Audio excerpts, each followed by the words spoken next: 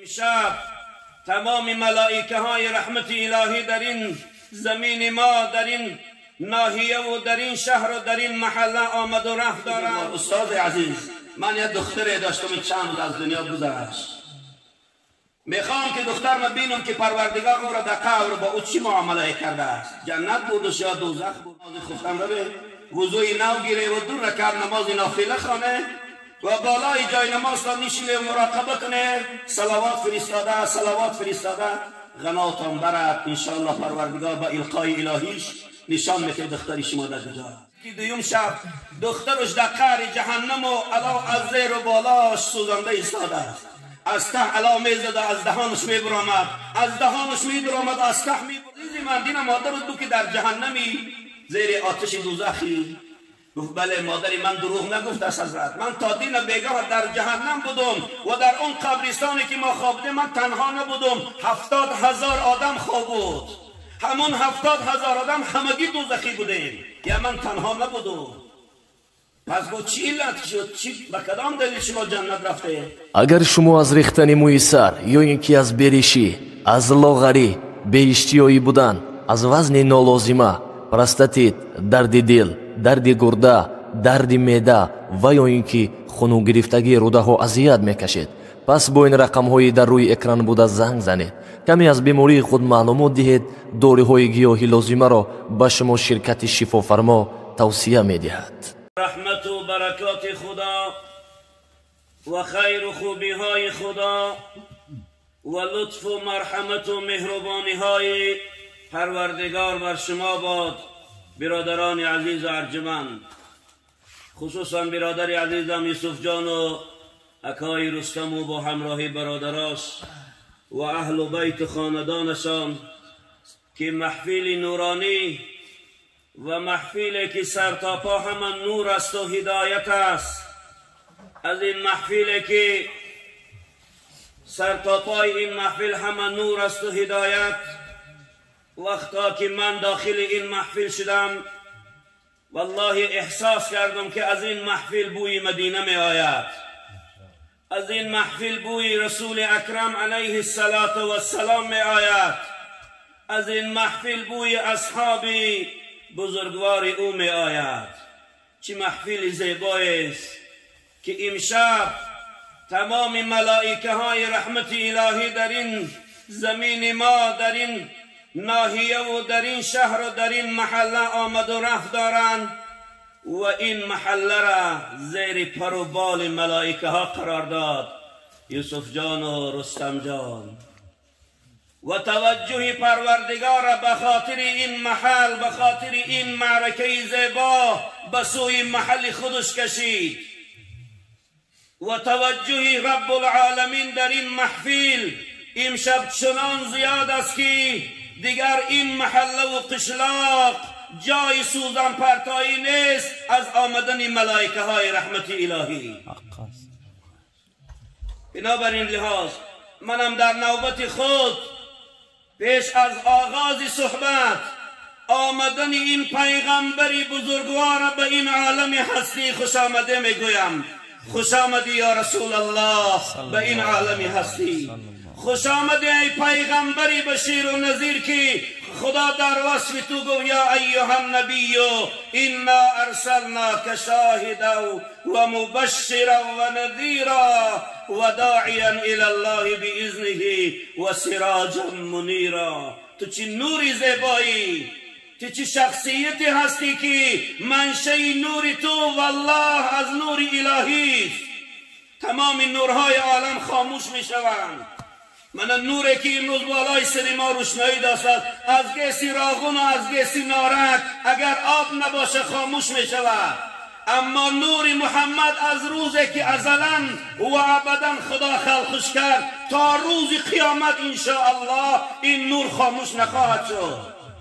یریدون لیطفئوا نور الله بافواههم والله متم نوره ولو کره الکافرون. اگرچه در هر عصر و زمانه، اگرچه در هر ملک، در هر پیغمبر که رسول اکرم دوست می‌دارند، پیغمبر خدا براشان از مالشان، از جانشان، از زن و فرزنداشان بالاتر و عزیزتر است. چگونه که داملاس حدیث مبارک گفتن. آره برای امت اسلام ما مسلمان ها از محمد بالاتر صلی الله علیه وسلم دیگر چیزی در دنیا نداریم. بنابراین اگر هم تحقیر نسبت زنامان، فرزندامان، پدر و مادر ما شود، ما راضی هستیم، لیکن راضی نیستیم که به پیغمبر خدا دست زنیم. رسول اکرم علیه السلام ذاتی هم که دوستداری ایشان برای من و شما فرض و واجب است. پروردگار از فوق آسمان ها برای پیغمبر خدا سلام میفرستد. ان الله و ملائکته یصلون علی النبی یا ایها الذین آمنوا صلوا علیه و سلموا تسلیما. اللهم صل علی محمد و علی آل محمد. دوستداری رسول اکرم با زیاد صلوات فرستادن است. عزیزان من، صلوات و پیغمبر خدا زیاد فرستانیم. صلوات جای می شود که بعض حالتها انسان از عذاب قبر نجات می دهد. صلوات مایه برکت و افتخار در دنیا و در قیامت است. او پیغمبر است که تمام موجودات عالم برای او سلام و صلوات می فرستاند. حتی در روایت ها می خوانیم حسن بصری رضی الله تعالی عنه، یکی از اولیاءهای کلام، دوست خدا، در تاریخ نامه حسن نگاه کردن. وقتی حضرت حسن از مادر به دنیا آمدن، او را بردن در بغل رسول اکرم علیه السلام گذاشتن. پیغمبر خدا سرش سیله کرد و در حقش دعا کرد. حتی که در طفلیش از سینه ام سلمه مادرمان شیر نوشیده بوده است. حضرت ام سلمه مادرمان شیر نداشتند. حسن بصری وقتی که سینه ام سلمه را در دهان گرفته بودند، حرکتی کشیدن کردن، میگه به طفیل حضرت حسن بصری ام سلمه مادرمان شیر پیدا، 2 کرسه پر از سینه ام سلمه شیر نوشیده بوده است. و دیگر اینکه بچه ها که کلام بود، 7-8 ساله بچه ها در طاق رسول اکرم کوزه گذاشته شده بوده است پر از آب.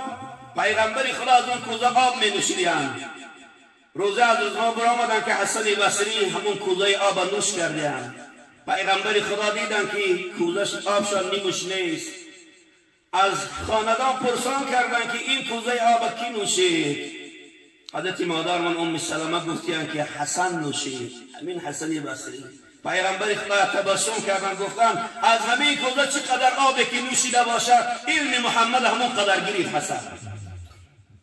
همین حسن بصری روز نشسته بود در محضر شاگردا و خلیفه ها، یک زن پیر آمد. مادر گفت پیری بزرگوار، استاد عزیز، من یک دختر داشتم چند روز از دنیا گذشت. میخوام که دختر ما بینم که پروردگار او را در قبر با او چی معامله کرده است، جنت بردش یا دوزخ بردش. حضرت حسن بصری رضی الله عنه گفتن که مادر جان، شما بعد نماز خفتن روی وضوی نو گیره و 2 رکعت نماز نافله خانه و بالای جای نماز تا نشینه مراقبه کنه، صلوات فرستاده غناتان برد. انشاءالله پروردگار با القای الهیش نشان میده دختری شما در کجا است. این مادر آمد با نصیحت حضرت حسن بصری این کار انجام داد. وضوی نو گرفت و نماز خواند و صلوات و پیغمبر فرستاد و بالای جاگه خوابش بود. هیچ اثر از دخترش ندید. صبح آمد نزد حسن بصری گفت استاد عزیز، گفت من هیچی از دخترم اثری ندیدم. گفتن حضرت بار دیگر کنی کاره. بار دیگر کرد که دید که دویم شب دخترش در قعر جهنم و علا از زیر و بالاش سوزنده ایستاده است. از ته علا میزده، از دهانش میبرامد، از دهانش میبرامد، از ته میبرامد، پهلوها همه آتش. گریان نزد حسن بصری آمد. دو حضرت، من دخترم در حالت وزبیل دیدم، چیکار کنم که این دختری من نجات یابد؟